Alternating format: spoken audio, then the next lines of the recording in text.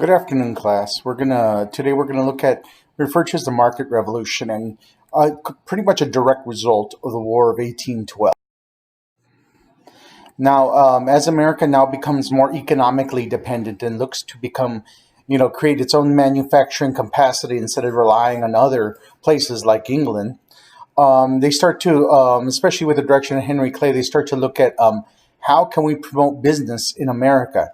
One of the first things that gets passed is the Tariff of 1816, which raises taxes on imported goods.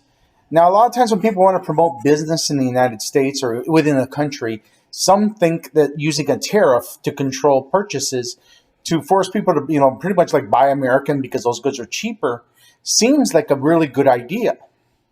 The problem that becomes when you impose tariffs on imported goods is that if you do business outside of the United States or outside of your country, then those countries that you're putting taxes on their imports, they're going to do the same thing to yours, and therefore limiting your business even more so. And in the end, tariffs really just hurt American business. And it's actually tariffs are actually one of the causes of the stock market crash of 1929 and the panic of 1819, which we'll talk about soon. Now, under Henry Clay, he comes up with this concept of this American system. What we have to do to turn America into this industrial nation. And some of the steps he proposes is we need a bigger, stronger banking system, promotion of the U.S. Bank, which would probably provide easy credit to people looking to go into business. As part of this, it was also, of course, a protective tariff. But on top of everything, really, one of the most important things is the fact that America doesn't really have a transportation system.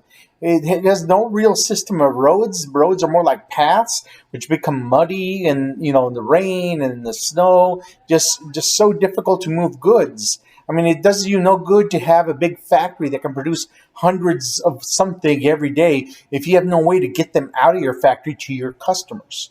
So, part of this whole thing has to be an idea and a concept of we need to create a better infrastructure for America to get goods to move goods, to create a national market, and then more so an international market. So you got to be able to move goods from your factory to your customers.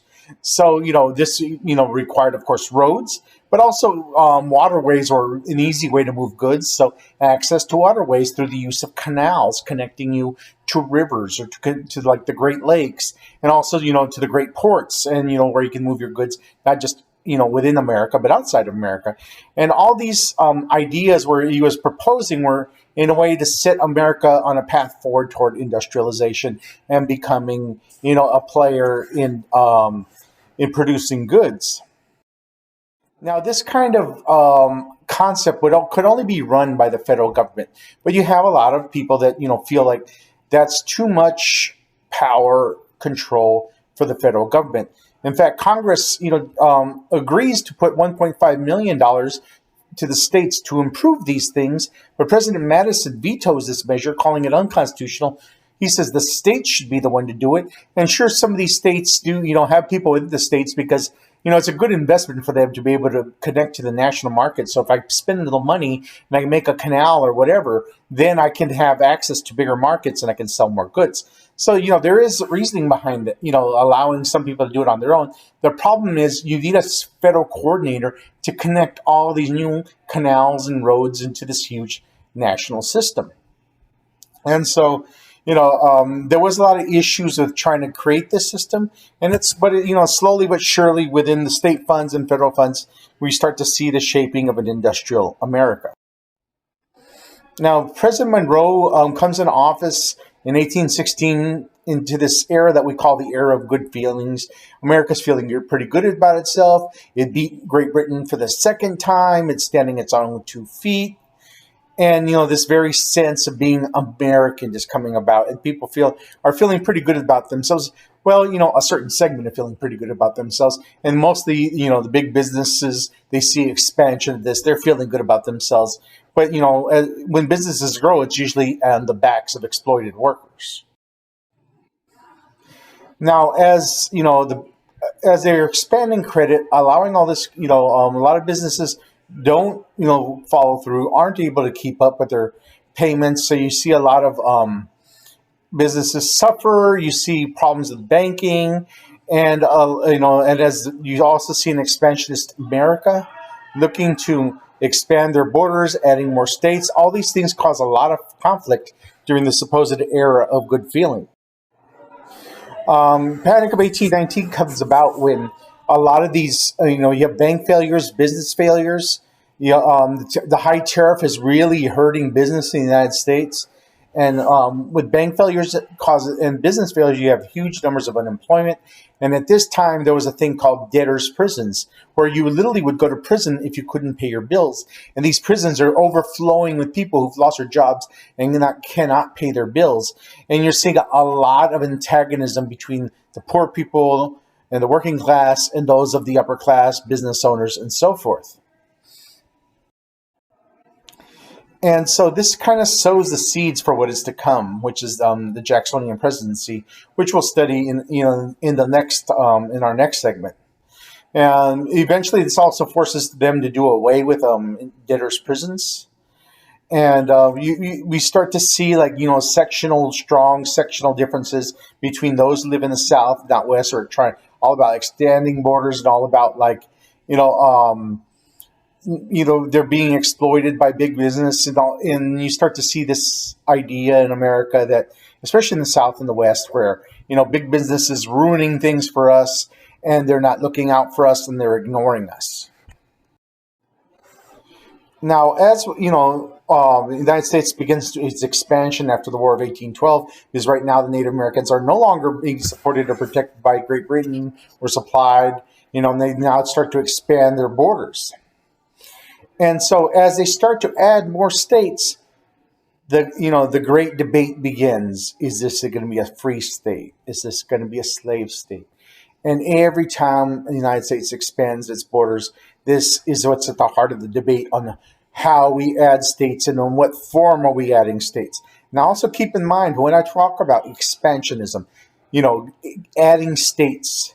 This isn't a process of let's add more territory. This is a process of conquest because there are already people living there, Native Americans. So every time we're adding states, you have to understand that we are conquering, we are murdering, and pushing people out of their lands. This isn't a pretty thing. Too many times you gloss over expansionism. It's like, oh, we're adding states. Oh, statehood, yay. But really what this means is the conquering of people who are already living in that land. And you need to keep that in the back of your head. Now, one other new invention that comes about at this time, which is a really important invention, especially when most goods are moved by water, is the invention of the steamboat in 1811.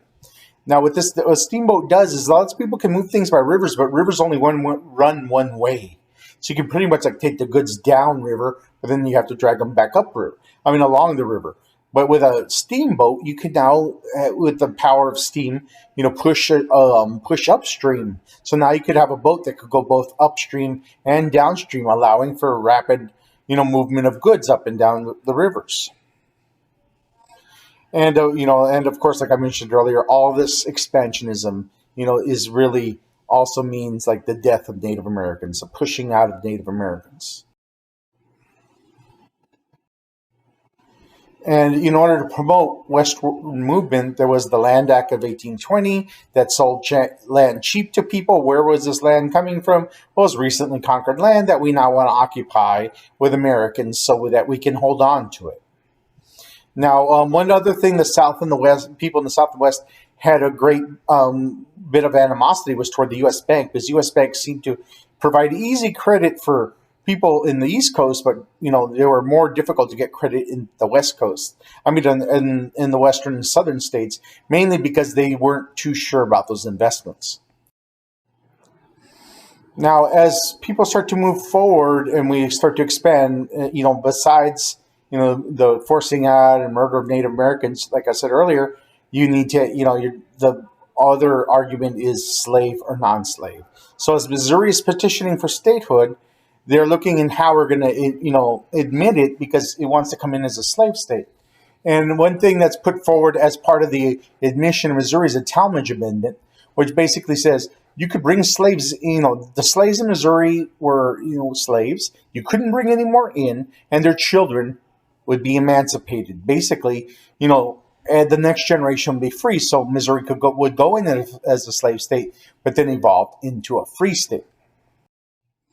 And this, was not accepted by the South. They were quite angry about this because what they're seeing is the North slowly moving toward abolishing slavery. And this is just something they could not have. So every time these states get added and these arguments over free and slave, those aren't the only times they look at the North as being something, as being kind of like bullies, and they're pushing their agenda on us. And eventually that agenda is going to be the end of slavery. So even when there's an argument about something that doesn't have anything to do with slavery, they see it in the lens of slavery, in the lens of if the federal government's enforcing its will on us, the next thing it's going to ask us to do is get rid of slavery. And eventually Missouri is admitted under the Missouri Compromise, which admits Missouri as a slave state, but Maine as a free state, and establishes what we refer to as the Mason-Dixon line, 3630. All states added below this are slave states. All states added above this are free states. And this kind of held things together for about 34 years, but that didn't mean that there were other close calls as far as coming to, a civil war till it finally happened in 1861. Every time territory was added, especially after the Mexican-American War, that's really, the last straw when it comes to like leading us on the path to the Civil War. But there were many other instances that bring us very close, and we'll talk about one in the next lecture on Jackson. Now, another thing, like I said, anytime the North or the federal government made decisions saying the federal government was over the state government, this was more of a sign to the South that eventually the next question is going to be slavery. Like in McCulloch versus Maryland, there was a U.S. bank had a branch in Maryland. Maryland tried to tax the U.S. bank. The U.S. bank says you have no authority over us. And Chief Justice Marshall steps in and says, the federal government's supreme here. You cannot tax a state entity cannot tax a federal entity.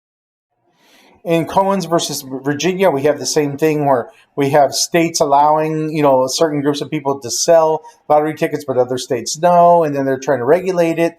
And once again, Marshall steps in and says that the Supreme Court is supreme. We review all decisions, and the federal government will always be supreme.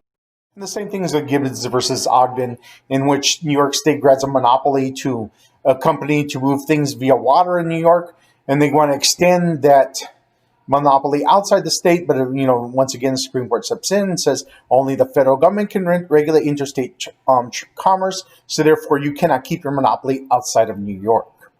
And each time it comes down on federal government over state government, all the South can see in their heads is the next question's probably going to be slavery, and they're going to ram it down, and we cannot have that. So Marshall, every time he said federal government or state government, that's all the South could see, is the next question's going to be slavery.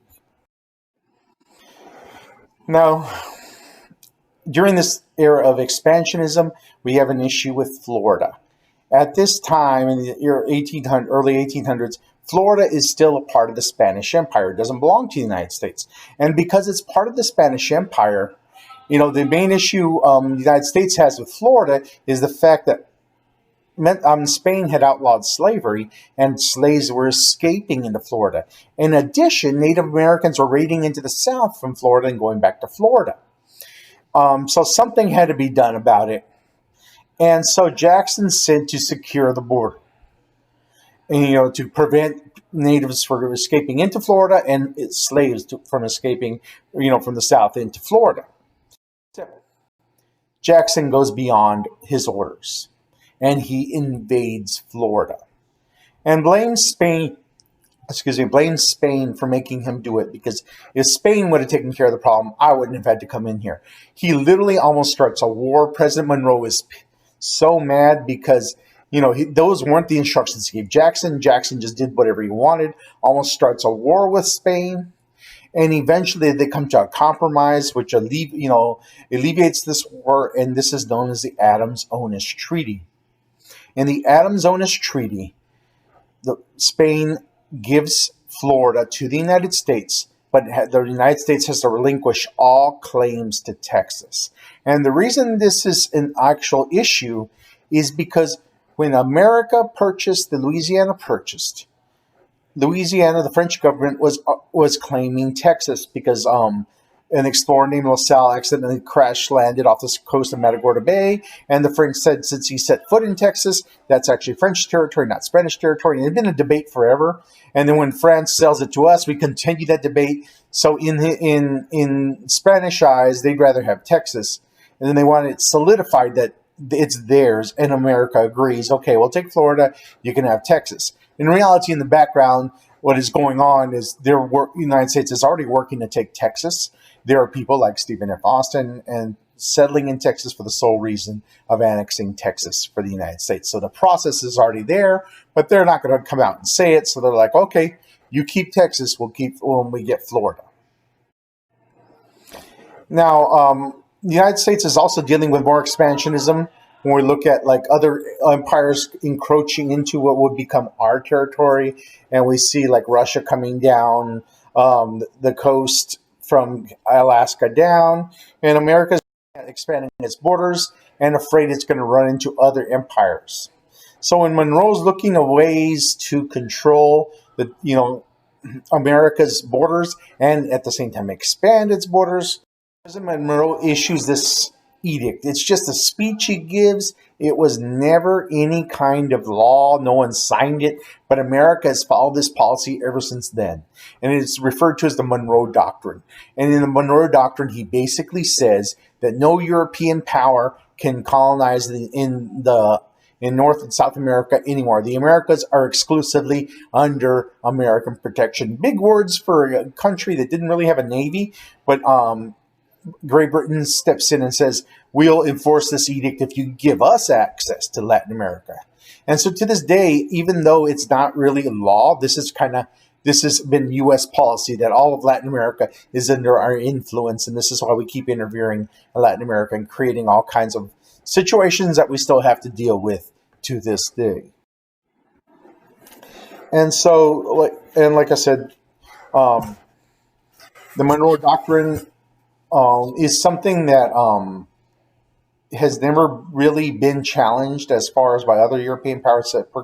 Great Britain's been the only real power that's kind of, been allowed to set up shop in Latin America, shall I say. And this will be something that'll, come to a head later on when we look at World War I and stuff like that. We'll talk about that later.